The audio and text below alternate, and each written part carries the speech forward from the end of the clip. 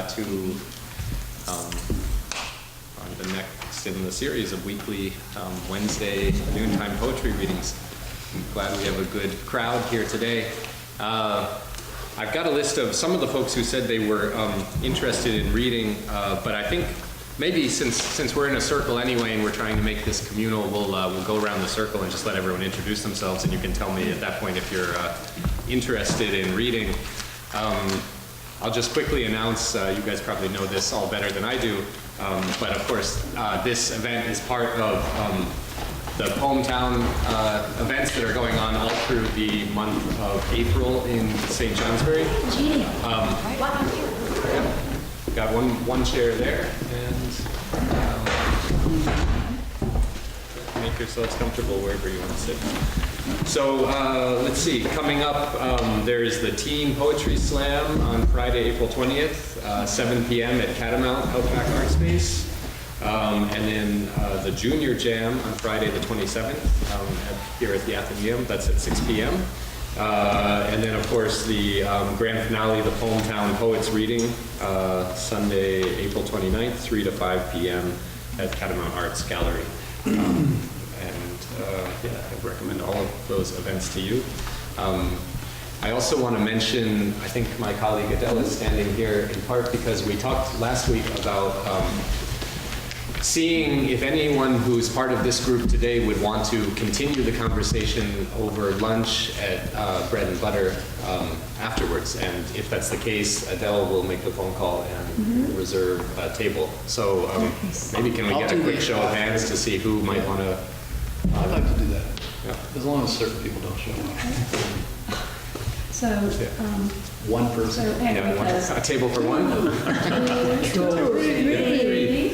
Any other hungry trolls here? Yeah. Maybe some of you will get hungrier as the hour progresses. Okay, so the table at least big enough for 3 or 4, and then you can pull up chairs if there's additional.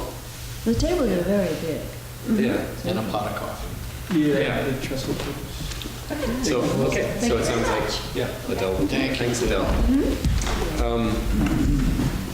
Okay, so let's go around quickly, and if you want to just introduce yourselves, and then just let me know if you are interested in reading, and then we'll see how many readers we have, and we'll divvy up the time accordingly.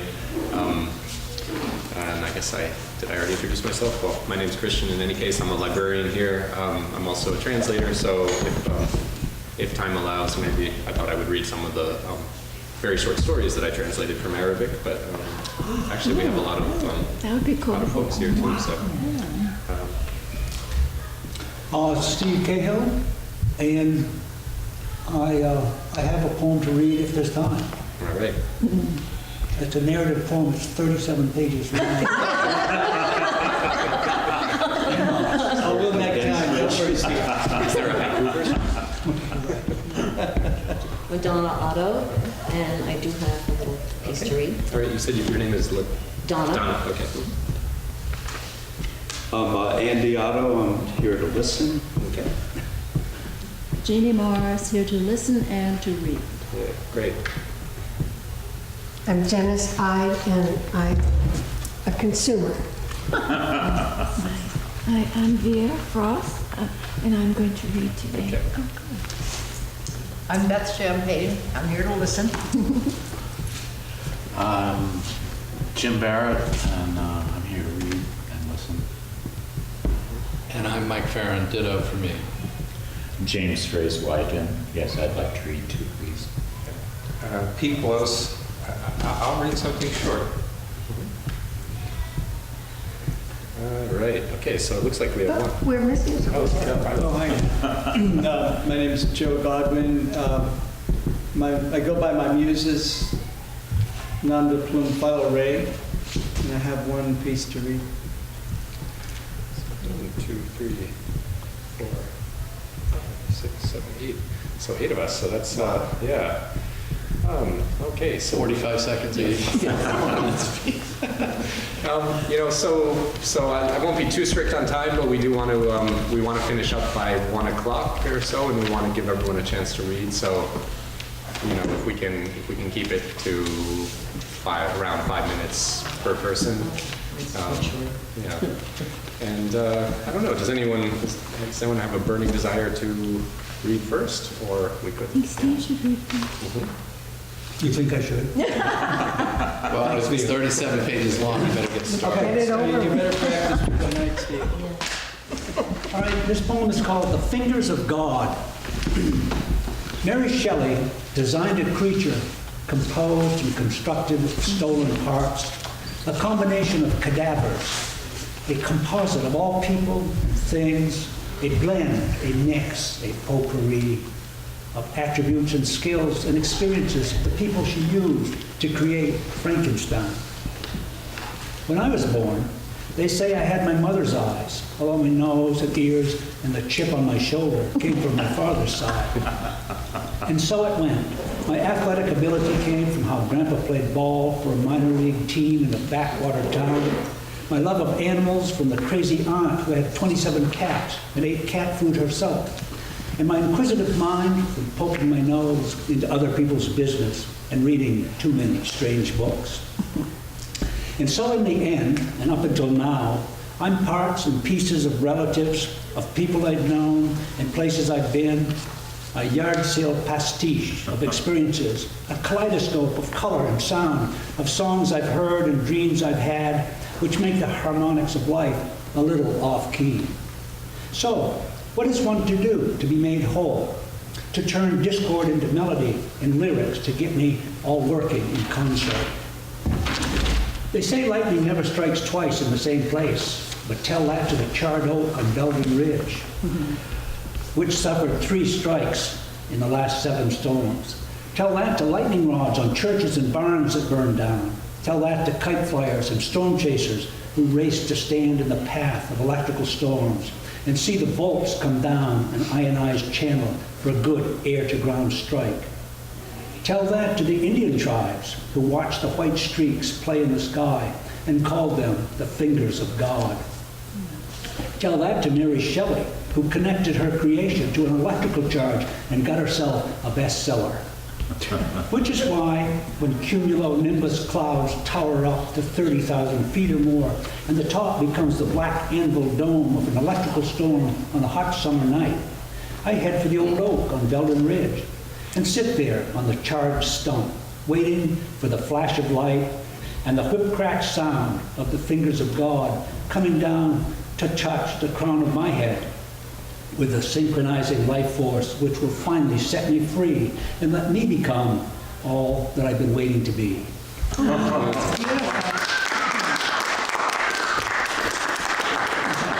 That's just the introduction, Steve. That's just poetry. Where are the other 35 pages? Nice. Thank you, Steve. Because his car is running. Okay. I'd like to start over and sing a new tune. I'd like to start over and shoot for the moon. But my days are numbered, and my song has been sung. Hell, I'm older than Dylan, older than young. So I'll ask you to listen, and here's what I say. Sing to your children day after day. Soon they'll be older, and your bell will be rung. You'll be older than Dylan, older than young. Well, you know, that punk band was wailing, but they were too drunk to sing. So I went on stage and I chimed right in. And the crowd roared out, "Get off the stage, you bum. You're older than Dylan, older than young."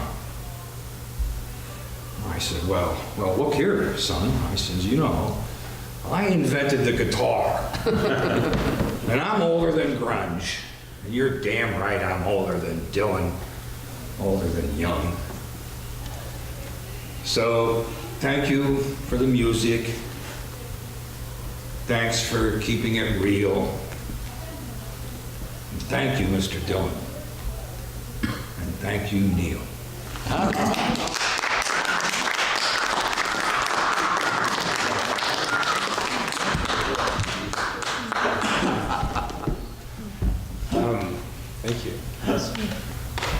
All right.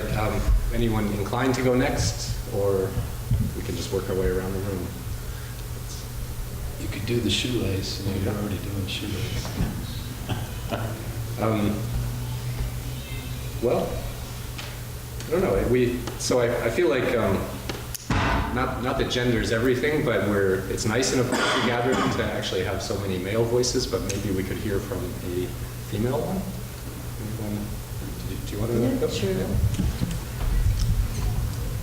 Last April, I wrote this poem, and I read it to my daughter, and it was really funny because she had just written something in regard to a prompt for a class she was taking at the time, which was very much corresponding to what I had written. So she wrote this in response to April is the Cruelest Month by T.S. Eliot. I was born in the April of my parents' first spring in Vermont. My mother had a perception that she would bring her newborn child into a world of crocuses and daffodils blooming, green grass, warm sun, robins pecking for worms, the Aprils she was used to in New Jersey. This was not the April of Vermont, particularly after an exceptionally harsh winter. This April featured mounds of dirty, crusty ice that were not melting fast enough, endless seas of mud, and cold, dismal rain. Nevertheless, I was born in this cruel month, as Mr. Eliot has penned it, my fiery red hair and big smile fighting against the cold gray rain, and the yard full of mud and ice. And this was what I read to her. April days, gray, brown, misty days of April in Vermont. Mud, dark, heady, sometimes so deep, mud monsters pull off boots. We thought we'd bring you home to flowers, popping along the path to our door, like an April in New Jersey, green, forsythia, daffodils, hyacinth. But we carried our newborn across frozen tundra, through cold days, steely gray, too early for a Vermont spring, too early for beauty. This mid-April, there are hints of spring, the thaws, the melting rains, washing snow, bearing ground, creating thick stew that pulls at boots and sinks tires. An earthy aroma wafts in the breeze, and we dare to hope for tiny, brave buds poking for light, promising new life.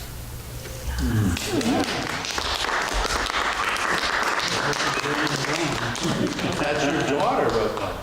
Well, I wrote the one I just read, but she wrote the first piece, so we'd written about the same thing, unbeknownst. And it was at the same time. At the same time. So Synchronicity. That's almost scary.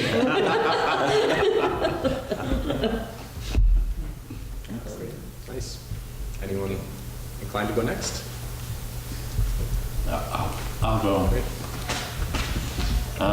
This is a set of poems that I wrote when I was down in Florida last year. I was in a bar, and these are just my impressions of the bar. It was called the Sky Bar down in Sarasota, Florida. Sky Bar, heap of song, observe what age observes, the detachment of shapes, a flood of beauty, melt to the lights and sound of a new city. Towards the music that must be engraved out here, from inside, traces of color, edge of neon, dark interiors. A universe comes up slowly. There are stars. There are new faces. There is night. All right. And this one is Sky Bar 2. Motions shaded with life and the sense of being, alone and unafraid at the distances. How they start towards each other. What enfolds is what enfolds. Something now corroded beyond comprehension and colorless glances. Beyond what waits here in the safety of night. Interiors, space of mirror, from an impartial dawn, memory, their beauty, young, wreath-like, unpaired. And Last but not least, Skybar 3. Pure motion, face without sun. Some disco, a porous mix of beat and drum. From a tambourine lady, mouth of shapes, something remains of something remaining. Gone into the night, gone to stars. Complicit and uncomplaining, almost fresh, not yet alone, half wanted.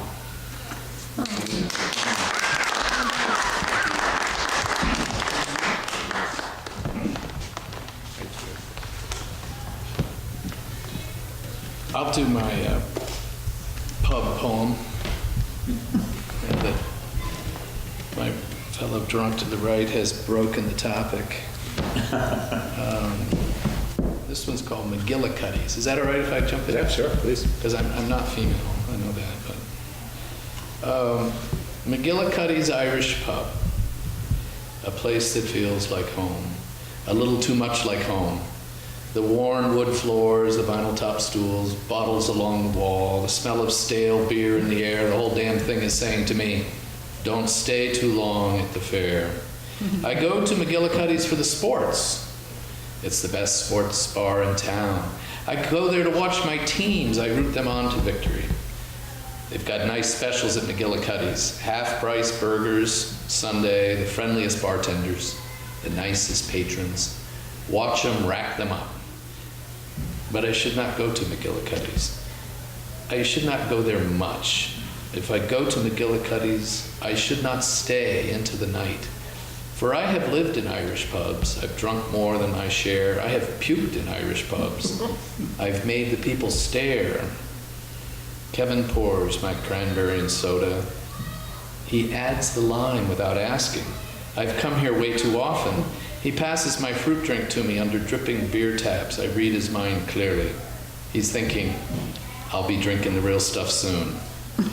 The worn wood floors of McGillicuddy start speaking to me again. They're saying, I'm your favorite dive. The barkeep from the place next door comes in for his regular nightcap. The Orioles had long put the Sox to sleep. I should be heading home, long since. PBR from the keg, he says. For the shot, I'll do Jim Beam. He sits down next to me. Kevin slides his drinks. The PBR fizzes. The shot sends up a scent. The whiskey hits my nose. It hits my cells in the back of my throat. From there, it hits my heart. That whiskey shot is talking to me, making things clear to my brain. That whiskey shot laid my sports excuse bare. It said I was endangering my life, that I'd stayed too long at the fair.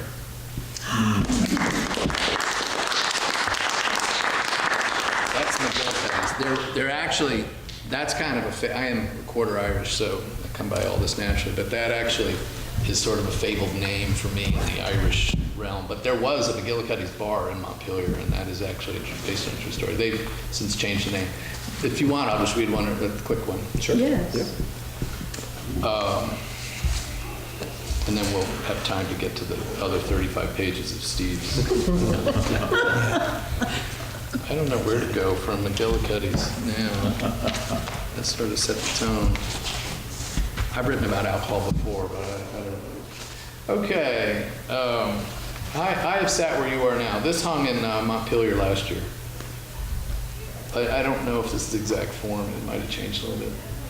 I have known that languid mood, looked out over oceans. I have sought out quietude, broiling in emotions.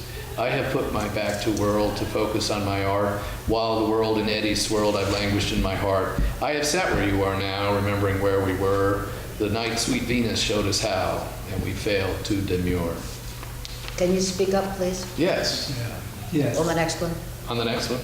You don't want to hear that again? Was it really that bad? Had I but listened, had I but heeded, had I but followed, had I but caved. Is that loud enough? It's not loud enough. This one's called Had I But. I don't have the year on it. I wrote it quite a while ago. Had I but listened, had I but heeded, had I but followed, had I but caved. Warnings to me shouted, advice to me offered, suggestions to me made, wisdom to me raved. Teeth might be unglistened, help might be unneeded, hope might be unhallowed, troubles might be saved. Forces would be unrouted, weapons would be unproffered, penalties would be unpaid, the road would be paved. But who listens? Who heeds? Who follows? Who caves? Learning grows, experience tells, the journey shows our pathway from hell. Is that any better for volume? Much better. Okay. I will do one more quick one. I know my 45 seconds are up, but this one is called When She Came Around Again. When she came around again, she looked the same, but I had changed. When she came around again, her hair aflame, I knew her name. When she came around again, I was not so game, and she's to blame. When she came around again, she shook the world, but not the frame. When she came around again, she looked the same. When she came around again, I had changed. When she came around again, I said, "Get back, fame." Thank you.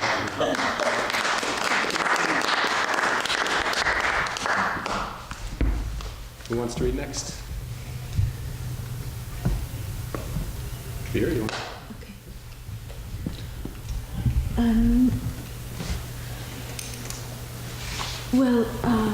Beth here was kind enough to mention that she enjoyed the poem that I had, one of the two I had down in Montpelier.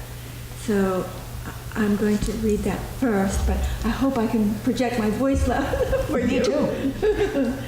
All right. And it's a bit grim. We think grim. What's the title? I'm sorry. It's called Written While Female. Written in the Wild Female. Written While Female. Gotcha. So the early patriarchy told a story about me. Basically, the devil, no soul. The later patriarchy, by which I mean academia, said I'm basically a vagina, no brain. Post-war came the promulgation of my insanity if insufficiently submissive, and adverts warning about my smell. In the 60s, they wrote about me, she has the pill, so she's asking for it. In the feminist backlash, they came up with my resentment of biological limits. And the world, mountains cut off like breasts, fed with plastic, thirst, sated on acid, rain began to die. Hurry up and read, she said, stories much older than Genesis about Earth, a woman whose flesh feeds her children. The first spirit, a woman with a bird's feathered head. Water, a woman swollen with life. Moon, eternal woman of life and death and rebirth. And I said, okay then. Oh, that.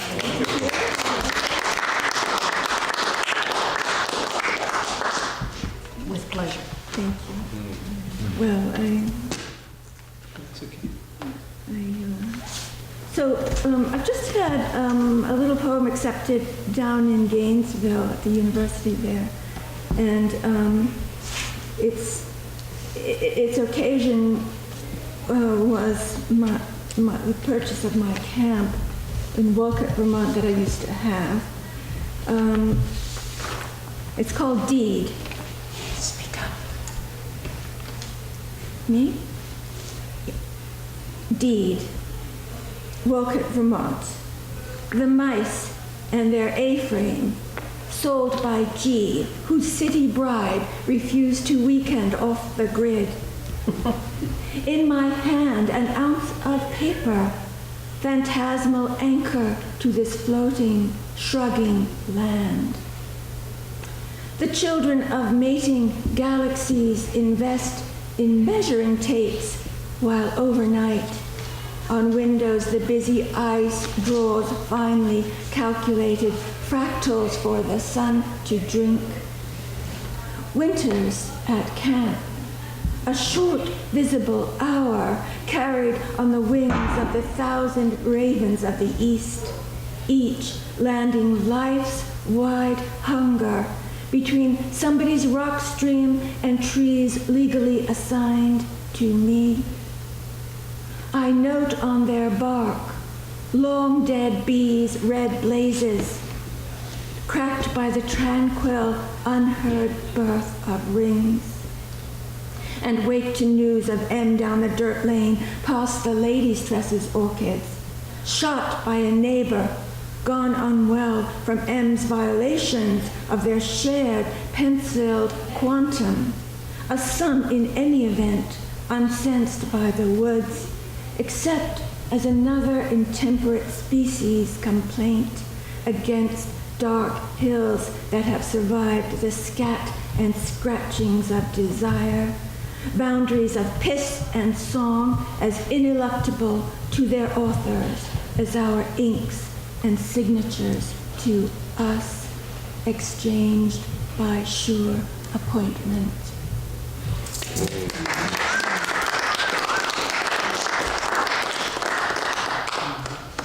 And I don't know, just read one more.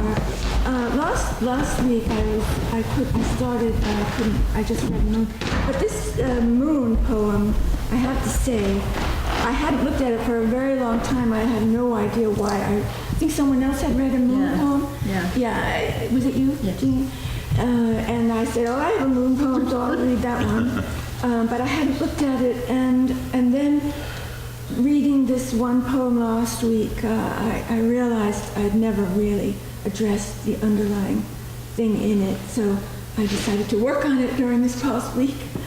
So I'm reading Moon again, but it is a bit different. Can you hear me? Okay. Moon. That was a whisper. Yeah, that was. Thank you. Moon, the biography of stones is newsworthy, said the scientist of moons, now that she's leaving our sky. Oh, I keep forgetting, I should say. Of course, science now knows the moon is leaving our sky. Okay. Centimeters, 3 or 4 centimeters a year, I believe it is. I'll start over. The biography of stones is newsworthy, said the scientist of moons, now that she's leaving our sky on centimeter shoes. There is night, and there are moon nights. I put a hand up cupped to snatch both of you from the window to the lost bare branch. Memory is not the promised guide. Too late, we evolve, rise. There is wearing your coat, and there is night in a silver cloth. Come back is the essence of prayer in economies of the lost but living well.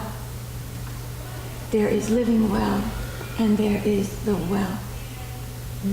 Don't come back, I pray, beneath her skin marked by certain hideous tides. Even the trees groan to rise tonight. Let us ride the unavoidable light. There is the body at the end, and there is the pendant moon.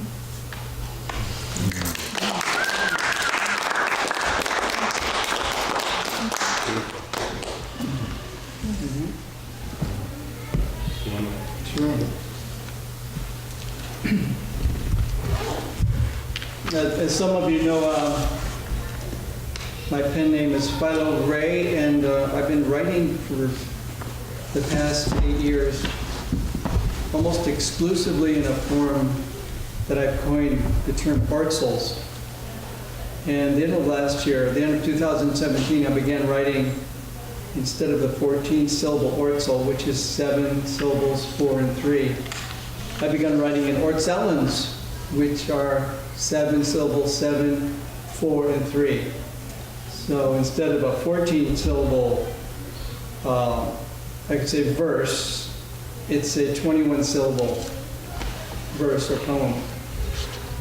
And I'll read 23 I've written beginning on the 14th of April this month. I've written quite a number, but this morning I picked out 23 of them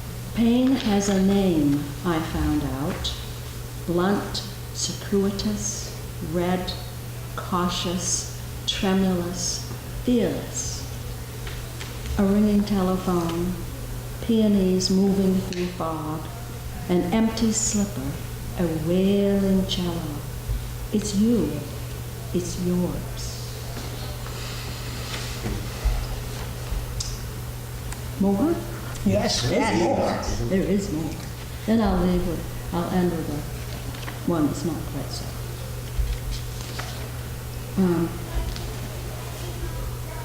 I don't know if I've read this before or not, but We don't care. just raise your hand and I'll move on. It's called What I Love. I loved to hear Mother laughing, and when she played stride piano. I loved long drives on dark, rain-soaked roads, listening to jazz, sentimental 50 lyrics, sung slowly, dreamily. I love a crescendo, long and low, and how a cello makes it happen. I love words, letters, paragraphs, declarative sentences, notes. I love making poems sing. I love yarn, all wool, colorful. I love what I create from it. I love long, narrow, sharp kitchen knives. I wish I had one. I'm always looking for one.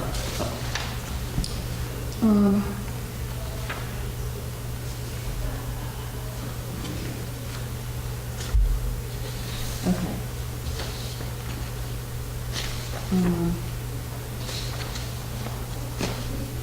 Okay, this was fun for me. And then I'll end.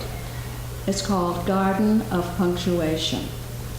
While wandering through my punctuation garden, I spy an open parenthesis. Does it belong here? And crouching by a peony, did I fail to notice a comma? Carrying on a conversation as they are wont to do, with a misplaced question mark? Perhaps not. Perhaps a semicolon, perchance. Who can tell?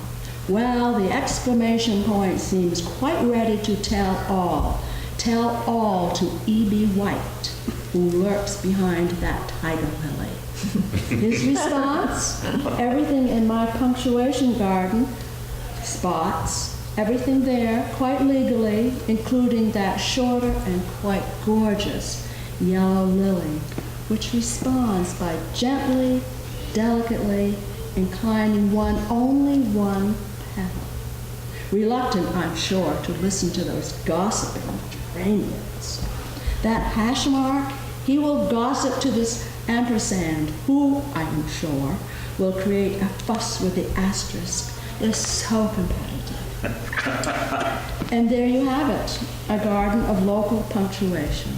Look at all the periods staring, all lined up like that. They bring to mind an ellipsis of lilies. So, comma, then, back to my wandering and spying.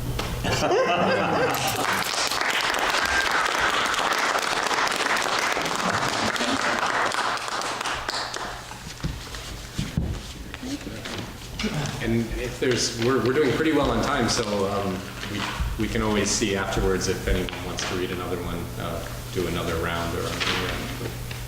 I'll hear from James first. All been so wonderful, sister. I happened to find an old one, and since moons were mentioned, this was from May 2015.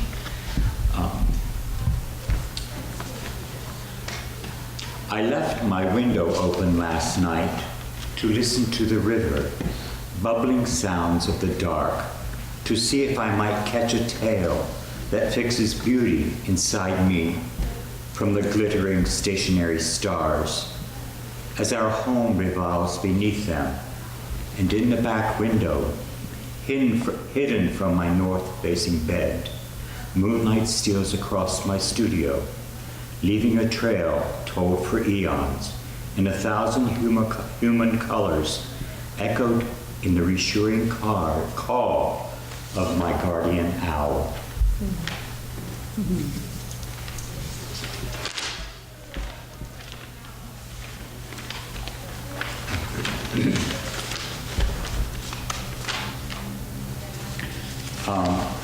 I'm also an artist, and I do paper cutting, painting, stained glass, and I started mixing paper cutting with painting, and this one has a devil's face, and behind it is water, and it was evoked by a very famous saying, and this came out of the painting after I finished it. Between seeking democracy, kings, elected or not, find power diminished when all people equal. Their influence is finished. The generals, the rich, are fraught with fright. The priest and the big guns lose power and might. If equality for humans is an actual right. A CEO culture sets labor behind. Humans must have paupers, the lawyers define. There must be ones to cower at the back of the line. And so the sailor below the deck must be between the captain, that devil, and the deep blue sea.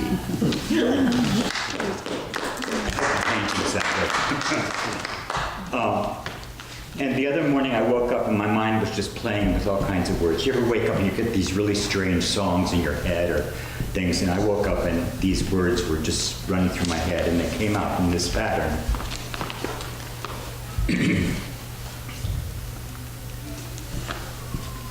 How far, how fast is somewhere when we know no place to go? When we wanted this, we wanted that. How do we know we know? We question this, we question that. We wonder, dance away. Thoughts flitter, butterfly, not lost or gone astray. To seek a bit of nectar, with desire on we go. Not to know we're nowhere, but to know we know we know. To go be far, be near us, not laugh or block our way. Our steps may guide us faithfully upon our chosen way. Not set upon a star so far, so faithful and oppressed, but shining forth a sunbeam upon a chosen crest. No riding hood to grandma's or saint who longs for death. We step up stairs and down them, concrete or briar path. Within us lies a map. Our voice inside tells us which way to tread. If we do not listen, oh, the pathway soon goes dead.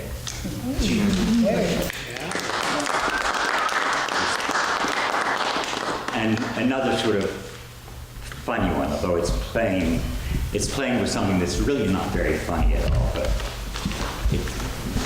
I've been playing with rhyme too, so. Once you've been a target, you know without a doubt, the worth of life is endless, rain rushing down a spout. Quickly can he kill you, a mortal life no more. No spiritual revenge will even out the score. No matter how powerful you stand behind a gun, death waits down the road, no matter where you run. It may not catch you quickly, you may live long and be secure, or run along a skidding row like men from whore to whore. Longing for a substance, even when you take a life, to make yours last forever without a bit of strife. Each one needs no reason for keeping themselves alive. It is just impossible to survive our own demise.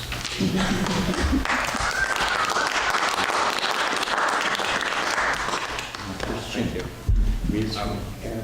I can read a couple from, this is translated by me, written by my friend Osama Al-Omar, who has read here a couple times. He's a Syrian writer. These are actually, he has a book of poetry. These are from 3 other collections he wrote in Arabic, which are very short stories, sort of flash fiction-y, but I hope the boundaries of poetry are ambiguous enough that these would pass. Okay, the first one's called The Fingernail. The fingernail clipping looked up at the crescent moon with sadness. When will our Lord know of our sufferings? She asked herself. When will he come down from his ivory tower and hear our complaints? How great is the distance between us and him? How must the world look from his position? No doubt it's beautiful, terrifyingly beautiful.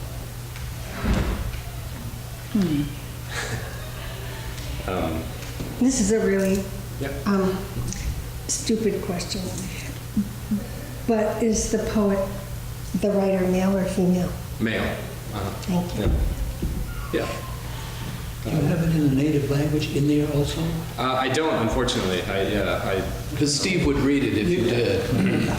I would love to hear you read it. Yeah, well, I would love that too. Yeah. Could you just say a couple of sentences? Maybe for next week I'll try to remember to bring a little bit of the Arabic too. My Arabic's okay, but I would be afraid to butcher it if I just improvised. We would never know. Yeah. Anyway. Steve would. Yeah. Steve would pick it up.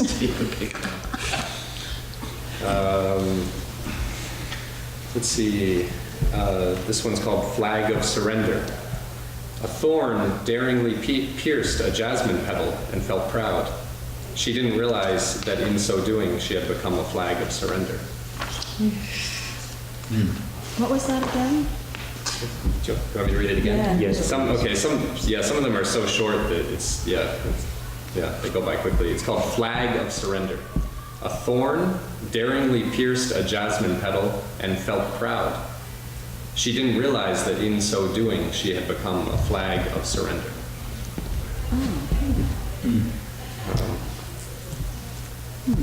Every woman in here is saying that doesn't mean what you think it means. Yeah, you can ask Osama. I don't know. This is called The Kinds of Flowers. When he was human, he would contemplate with joy and happiness his garden filled with different kinds of the most beautiful flowers. But when he himself turned into a flower in that garden, he began to see all the other kinds of flowers as surpassingly ugly.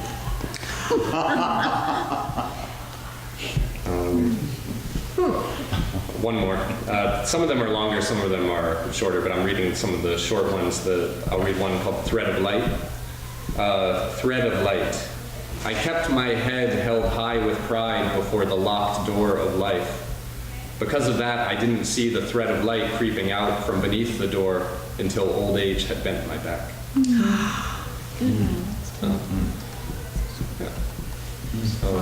That's Osama and let's see, what do we have? It's 10 of 1, so we have a little bit of time if anyone had some last thoughts or reflections or poems. I got another real short one. Great. Really short.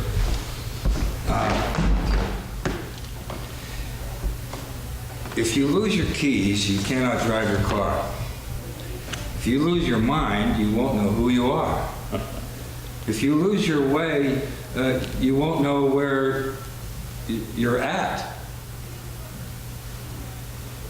But once you lose the love of your life, you lose your rhythm. You lose your rhyme. Once you lose the love of your life, you're only passing time. Wow, thank you. I'll do one. If you don't mind.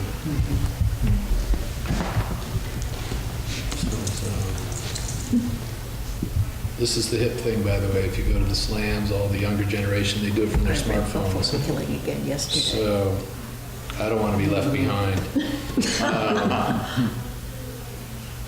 This was written 8 years ago or so, almost 8 years ago.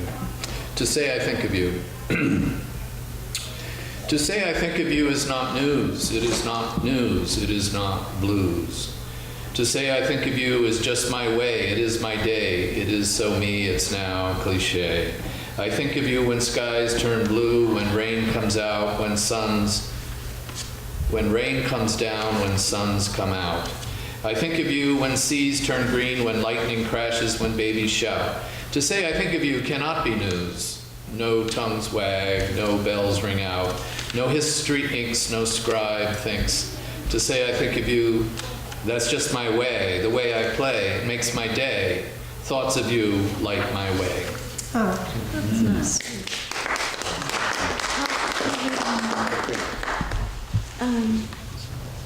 It's the one that's downtown.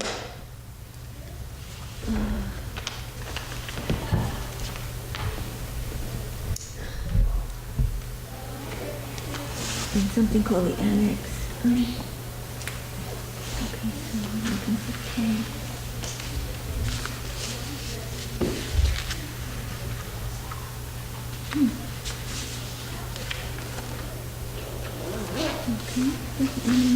Okay, maybe I did not.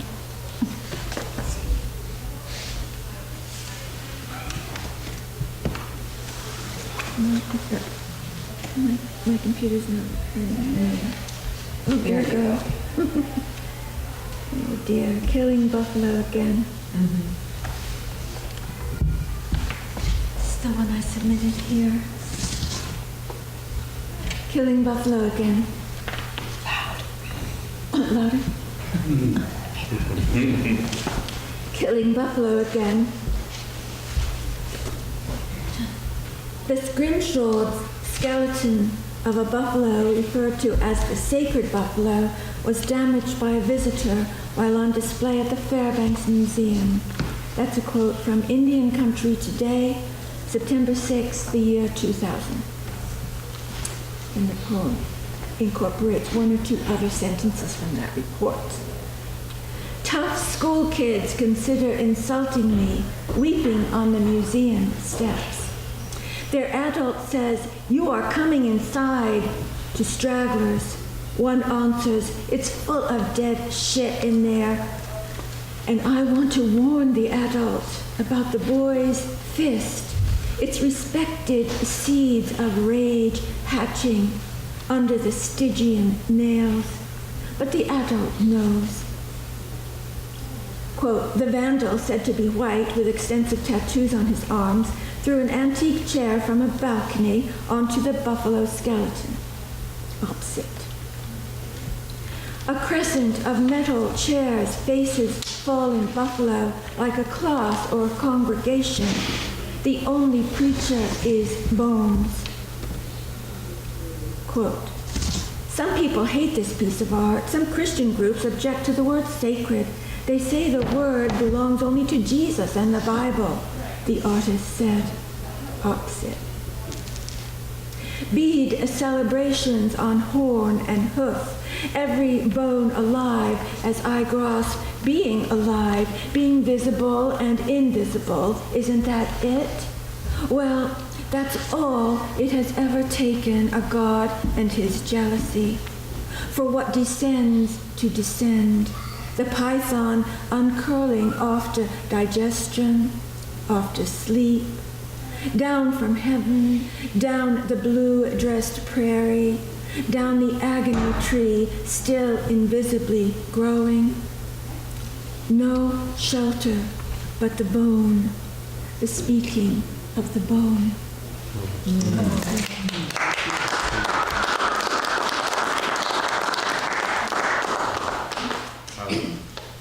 Thank you all so much for everything that each of you brought. It's really just striking the quality and the uniqueness of everyone's vision. Thanks for gracing this old building.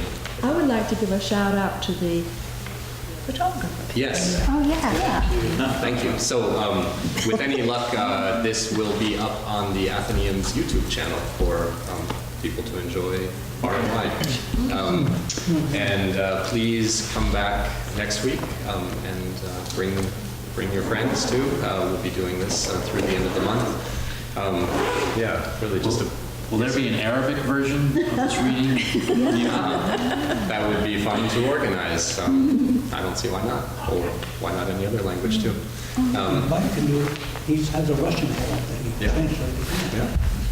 Just a little something I tossed off that warning.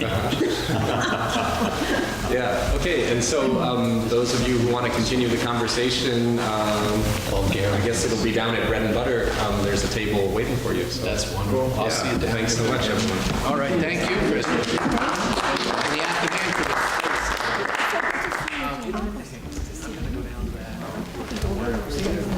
Yeah. So, by the way, do you get something submitted?